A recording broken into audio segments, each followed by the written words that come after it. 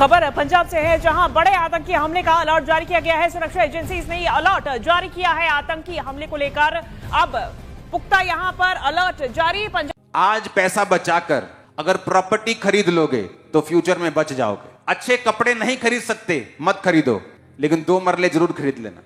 मैं आपको सच कह रहा हूं। तुम 20,000 कमाते थे तब भी 20 खर्चते थे, आज 30 कमा रहे हो 30 खर्च रहे हो। सेव करो, आने वाले समय में करेंसी बाप नहीं होगी, सोना और चांदी होंगे, गाय और बैल और पशु होंगे, जमीनें होंगी, खेती होगी, वो मालिक होंगे दुनिया के। जब आपके साथ छुटकारे की बात हो रही है तो आपको यह मालूम होना चाहिए कि आपका छुटकारा जब भी होगा परमेश्वर के वचन के द्वारा होगा। अब मेरी बात को बड़े ध्यान से समझना। जो बंधन है वो शैतान की तरफ से है।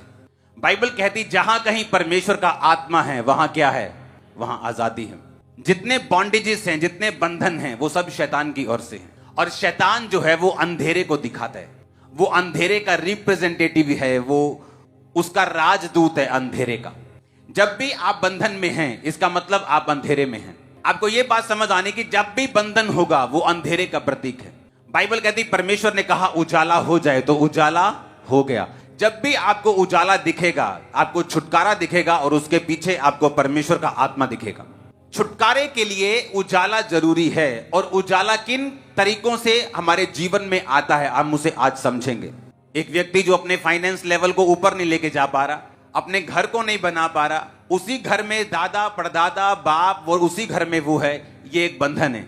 वो अपनी मिनिस्ट्री को ग्रो नहीं कर पा रहा, वो अपनी लाइफ को ग्रो नहीं कर पा रहा, वो अपने फाइनेंस को ग्रो नहीं कर पा रहा, ये परमेश्वर की ओर से नहीं है। और इसीलिए बाइबल कहती कि प्रभु यीशु मसीह ने कहा जाओ और सब लोगों को शुभ समाचार दो। क्या शुभ समाचार? परमेश्वर ने सिर्फ आपको आत्मिक उद्धार देने के लिए नहीं बुलाया, परमेश्वर ने आपको ओवरऑल ब्लेसिंग देने के लिए बुलाया है। जब आपको यह मालूम है कि मेरा छुटकारा रोशनी में होगा, तो रोशनी आज हम 2 तरीके से समझेंगे हमारी लाइफ में किस तरह एंटर करती है। एक रोशनी आपको परमेश्वर के वचन से मिलती है, दूसरी रोशनी आपको जीवित चर्च से मिलती है। अब जब एक व्यक्ति को छुटकारा चाहिए, चाहे वो फाइनेंस में हो, उसके शरीर की सेहत में हो, स्पिरिचुअली हो, दुष्ट आत्मा से हो, नशों से हो, वो आत्मिक हो, शारीरिक हो, फाइनेंशियल का हो, परिवार का हो, वो किसी भी चीज का हो, उसे ये चीज अपने ध्यान में रखनी है पहला कि क्या मैं बाइबल के साथ जुड़ा हुआ हूं कि नहीं। क्योंकि वचन कहता है कि तेरा वचन मेरे पांवों के लिए दीपक और मेरे मार्ग के लिए उजाला है। यानी मेरा रास्ता, अगर जिस रास्ते में उजाला नहीं होगा, चाहे आप दुनिया के बेस्ट देश में चले जाओ, अगर वहां उजाला नहीं है तो आप ठोकर खाओगे। आप दुनिया के बेस्ट हिस्सों में चले जाओ, वहां उजाला नहीं है तो आप ठोकर खाओगे। अगर उजाला नहीं है तो आपको दिशा नहीं मिलती, उजाला नहीं है तो आपको दिखता नहीं है कि आपने कहां जाना है, कहां गड्ढा है और कहां चारगाह, ये कहां पार्क बने और कहां गड्ढे बने। इसी तरह से जो व्यक्ति वचन के साथ जुड़ा नहीं हुआ, जिसको लगता है मेरी वाइफ बाइबल पढ़ रही है तो ठीक है, तो वाइफ उजाले में है, तुम नहीं। अगर साथ वाला व्यक्ति उजाले में है तो थोड़ा थोड़ा तुमको भी उजाला मिल सकता है, हल्का हल्का सा, पर तुम हो तभी भी अंधेरे में। हर एक व्यक्ति ये ध्यान रखे कि अगर मुझे छुटकारा चाहिए पर्सनली, हो सकता है आपका हस्बैंड बहुत ब्लेस्ड हो और में आप अपने साथ बड़ी कमाई को भी प्रभु के द्वारा रख दे पाए, और प्रभु आत्मिक के साथ इस जीवन में जितनी मूलभूत की चीजें हैं उनकी भी आशीष आपकी झोलियों में भर देगा। हालेलुया। परमेश्वर कभी किसी को निर्धन नहीं रखता। ये मेरा व्यक्तिगत अनुभव है। जब से मैं परमेश्वर के पास आया, परमेश्वर ने बहुत मुझे आशीष दी, आत्मिक रूप से भी दी है और सांसारिक रूप से भी परमेश्वर ने मुझे बहुत उन्नति दी। इसलिए मैं व्यक्तिगत अनुभव के साथ में आपके बीच में कहना पाऊं कि आप संतोष रखिए, परमेश्वर के साथ आप बैठिए, उसकी भक्ति कीजिए, आप भविष्य में एक बड़ी कमाई देखने पाए। हालेलुया। लेकिन यदि आप असंतोष रखेंगे तो आपके जीवन में जो परमेश्वर ने कहा कि मैं बड़ी कमाई, तेरे जीवन में दूंगा, बड़ी कमाई नहीं कर पाए। कुछ बात मैं आपको समझाने के लिए कहना चाहूंगा। एक व्यक्ति आपके जैसा या मेरा जैसा मान, बहुत अच्छा स्वभाव का, घर से सक्षम, घर से बहुत अच्छा, उसका घर भी अच्छा, गाड़ी, नौकर चाकर सब। एक बार उसके मन में एक ख्याल आया कि मैं कुछ आत्मिक लाभ कमाऊं या मैं कुछ पुण्य कमाऊं। उसके मन में विचार आया कि मैं 2 संतों को अपने घर पे बुलाऊंगा और आदर सम्मान के साथ उन्हें भोज कराऊंगा और उन्हें फिर विदा करूंगा। वो निकला और संतों के बीच में उसने अपनी गाड़ी रखी। उसने 2 संतों को आमंत्रण दिया और कहा कि आज आप मेरे साथ घर चलिए, मैं आपका आज आदर सत्कार करना चाहता हूं। बड़े प्यार से उसने उन दोनों संतों को निमंत्रण दिया और दोनों संत जो थे वो बहुत टाइम से बैठे हुए थे कि कोई जजमान आए और हमें क्या करे, लेके चले। दोनों संत बड़े ही खुश थे कि आज एक अच्छा व्यक्ति कार में आया है, कपड़े अच्छे पहन रखे हैं और वेल एंड गुड है, बहुत अच्छा दिख रहा है, आज हमें बहुत कुछ अच्छा मिलेगा। और जो जजमान लेकर गया था उसने दोनों संतों का आदर सत्कार बहुत ही मान सम्मान से किया। एक के साथ अच्छा और एक के साथ बुरा नहीं किया, उसने दोनों के साथ अच्छा किया। वो उसे घर पे लेके आता है, उनके पांव बुलाता है और उन्हें अच्छी गादी पर बिठाता है, प्रेम के साथ व्यवहार करता है, ठंडा पानी पिलाता है। फिर बात आती है भोज की, तो वो उन्हें भोज पर अपनी मेज पर बिठाता जहां वो बैठता है और नौकर चाकर को वो नहीं कहता कि वो उसे खाना खिलाए, वो खुद अपने हाथों से क्या करता है, खाना खिलाता है, खुद अपने हाथों से वो सेवा करता है। दोनों ही संत बड़े खुश, बहुत आशीर्वाद, बहुत आशीष उसे दे रहे हैं और मन ही मन उसको कह रहे कि आप कितना भला व्यक्ति, कितना अच्छा व्यक्ति। जब सब भोज सब कंप्लीट हो जाता है, 10-15 मिनट वो बैठ के बात करते हैं, फिर समय आता है कि वो उसे विदा करे, वो उसे विदा करता है और दोनों को जो है मात्र 11-11 रुपए देता है। कितने? कितना देता है? 11-11। 2 संत में से एक संत खुश था और एक संत खुश नहीं हुआ। वो वापस अपने निवास स्थान पे छोड़ता है। तीसरा संत जो है दोनों के चेहरे को देखता है, बोले आज क्या हुआ है? हमेशा दोनों एक जैसे रहते, आज एक का मुंह उदास है और एक का मुंह खुश है। वो पूछता है पहले खुश रहने वाले व्यक्ति से क्या बोलता है, जजमान बहुत अच्छा था, उसने बहुत अच्छा किया, सत्कार किया, भोजन खिलाया, आदर दिया, मान सम्मान दिया, अपनी मेज पर बिठाया, उसने खुद भरोसा छोड़कर गया और 11 रुपए भी दिया। यार यहाँ तो हम भूखे प्यासे हैं और 1 रुपया नहीं था, हमको कुछ भी नहीं था, लेकिन आज प्रभु की दया से 11 रुपए भी मिला और भोजन भी मिला। दूसरा व्यक्ति बोलता है भैया सब कुछ अच्छा था, आदमी बढ़िया था, सब कुछ अच्छा था, मैं सोचा 100 रुपए या 101 रुपए तो मिलेंगे, सारा 90 रुपए का नुकसान हो गया। आप समझ रहे बात को? एक संतोष भरे जीवन में खुशी होती है। दोनों के पास कुछ नहीं था, लेकिन उसको 11 रुपए भी मिले थे। उसने प्रभु को धन्यवाद दिया कि प्रभु मेरे पास कुछ नहीं था, मुझे कम से कम भरपेट भोजन दिया, मान सम्मान दिलाया और उल्टे 11 रुपए भी मुझे। लेकिन दूसरा असंतोष क्यों था? क्योंकि वो जो चीज देख रहा था, उस देखने से ही उसने समझ लिया कि 100,000 रुपए तो आज मिलेंगे ही मिलेंगे। लेकिन जहां बात 11 रुपए की आई, उसका 90 रुपए का नुकसान हो गया। उस 90 रुपए ने उसकी पूरी खुशी छीन ली। यह है असंतोष का चीज। ध्यान रखिए मेरे प्रियो, परमेश्वर जो हमें देता है उसमें हम संतोष करना चाहिए।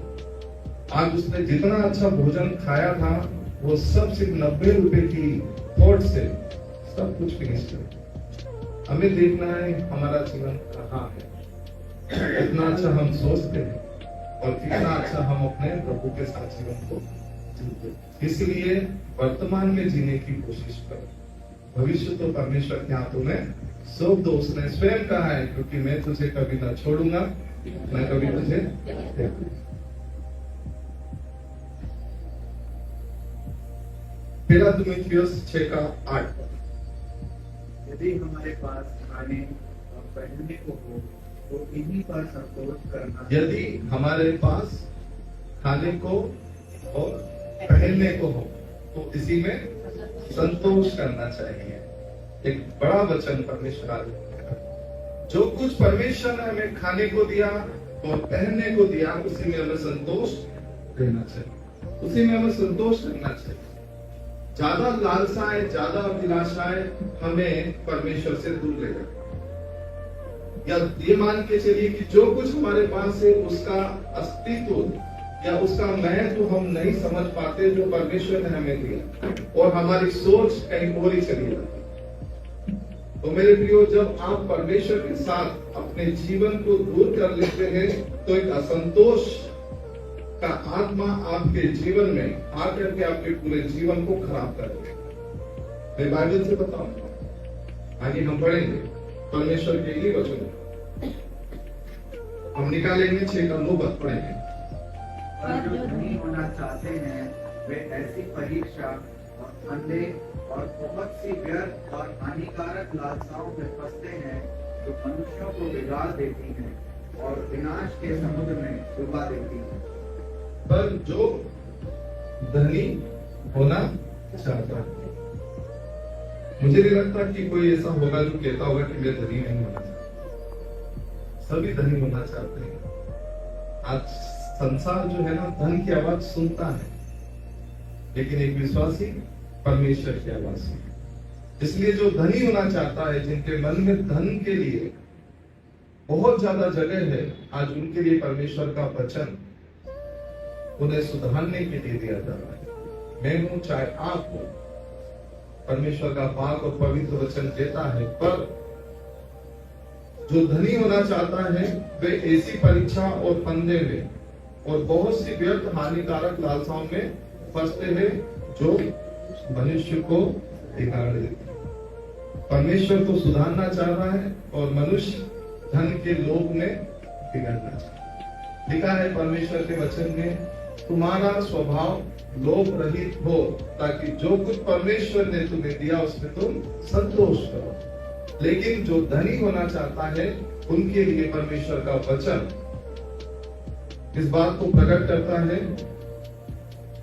ऐसी परीक्षा और फंदे बहुत सी व्यर्थ और हानिकारक लालसाओं में फंसते हैं जो मनुष्य को बिगाड़ देती है और विनाश के समुद्र में डुबाती है। तैराएगी नहीं, विनाश के समुद्र में आपको डुबा देगी। डूबने का मतलब आप समझते हैं, उसमें मर जाते। विनाश के बड़े समुद्र में आपको डुबा देगी, आपको मार देगी। प्रभु चाहता है आपको जीवन दे, लेकिन जब हमारा स्वभाव लोभ से भर जाता है, जब हमारा स्वभाव, हमारा आचरण परमेश्वर के विपरीत जाता है, तो विनाश का समुद्र हमारे लिए तैयार हो जाता है। पहले तो वो बहुत अच्छे तरीके से हमें नजर आता है, फिर धीरे धीरे धीरे धीरे जैसे हम गहराई में जाते हैं वो हमें डुबा देता है। परमेश्वर का वचन ही है जो उस डूबे में से हमें निकाल सकता। बहुत सी बातों को मैं आपके बीच में आज प्रभु के वचन के द्वारा, क्या संतोष का जीवन आपके जीवन में क्या ला सकता है और क्या कर सकता है, हम देखेंगे प्रभु के वचन।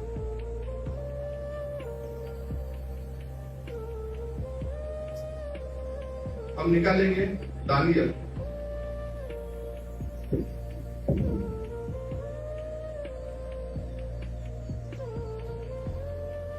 और उन्हें कल्पियों के शास्त्र और भाषा की शिक्षा दे। आपने बड़ा सुना, मैं कुछ बात आपको कहना चाहूंगा कि जब नबूकदनेस्सर राजा ने यरूशलेम पर चढ़ाई की, उस नगर को घेर लिया, उसे ले लिया। पहले वो शहर किसका हुआ करता था? परमेश्वर के लोगों का हुआ करता था। लेकिन यहाँ पर अब क्या हुआ? नबूकदनेस्सर राजा ने क्या करा? उस पर चढ़ाई की, उस शहर को घेर के उसे अपने पास, उस शहर, उस राज्य को लेने के बाद में जो परमेश्वर के संत, परमेश्वर के दास और परमेश्वर के सेवक थे, जिनको जिनको हम दानियल, जिनको हम शद्रक, मेशक और अबेदनगो के द्वारा हम जानते हैं, एक आज्ञा राजा ने दी थी।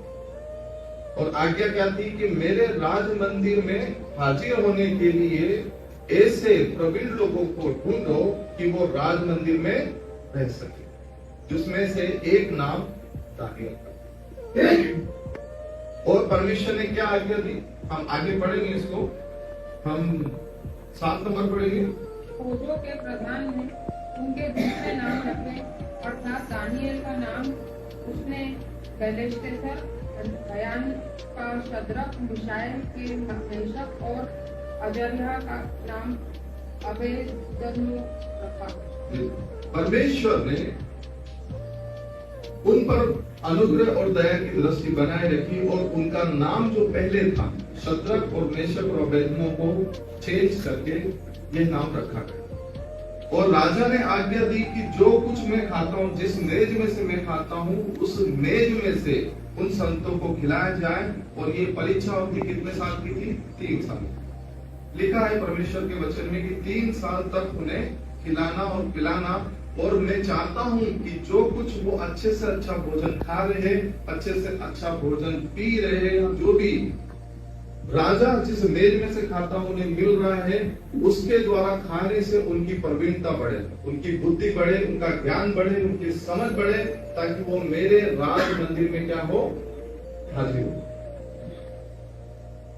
और उसके द्वारा ये बातें जब कही गई तो फौजों के प्रधान ने अच्छे से अच्छे भोजन वस्तुओं की बातें संतों के बीच में रखी। लेकिन एक दानियल ऐसा व्यक्ति था जिसने उसके भोजन का क्या करा? इनकार किया। हम पढ़ेंगे 8 नंबर। परंतु दानियल ने अपने मन में ठान लिया कि वह राजा का भोजन खाकर और उसके पीने का दाखमधु पीकर अपवित्र न हो, इसलिए उसने फौजों के प्रधान से विनती की कि उसे अपवित्र न होना पड़े। जब फौजों के प्रधान ने इस बात को संतों के बीच में रखा, दानियल ने कहा कि मैं उस राजा के भोजन को खा करके अपवित्र नहीं होना चाहता, क्योंकि उसके खाने से जो परमेश्वर की उपस्थिति है वो मेरे पास से दूर हो सकती है, मेरा मन थक सकता है।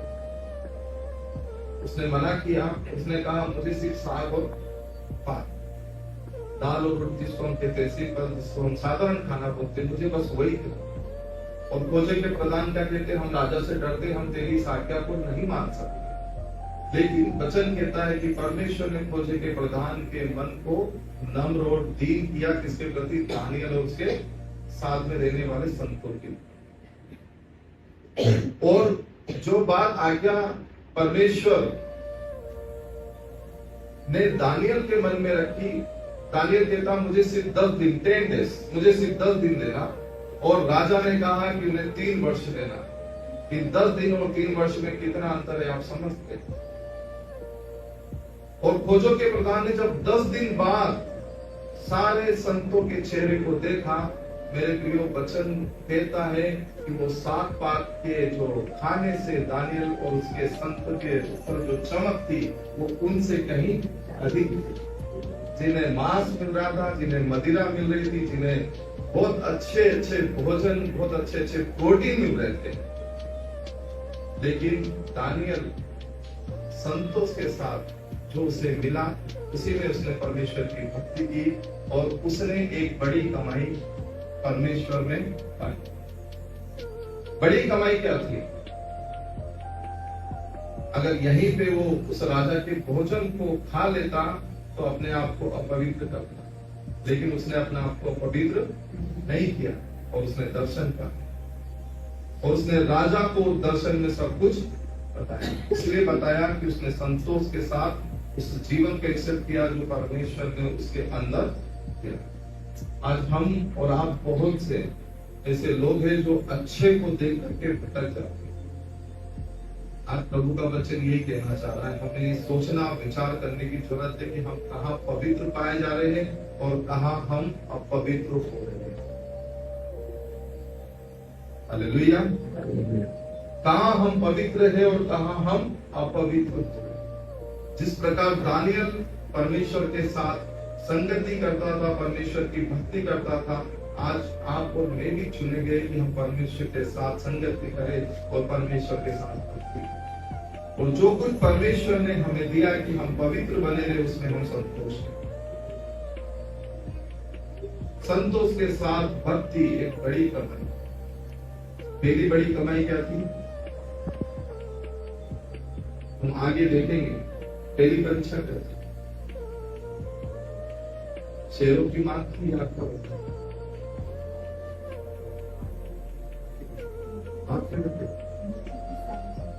मुक्ति के सामने तुमने इनकार कर ही दिया।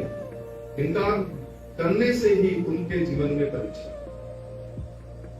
यही पहली परीक्षा थी कि वो भोजन को देख के फिसले नहीं, राजपाट को देख करके उन्होंने अपने मन को परिवर्तित नहीं किया।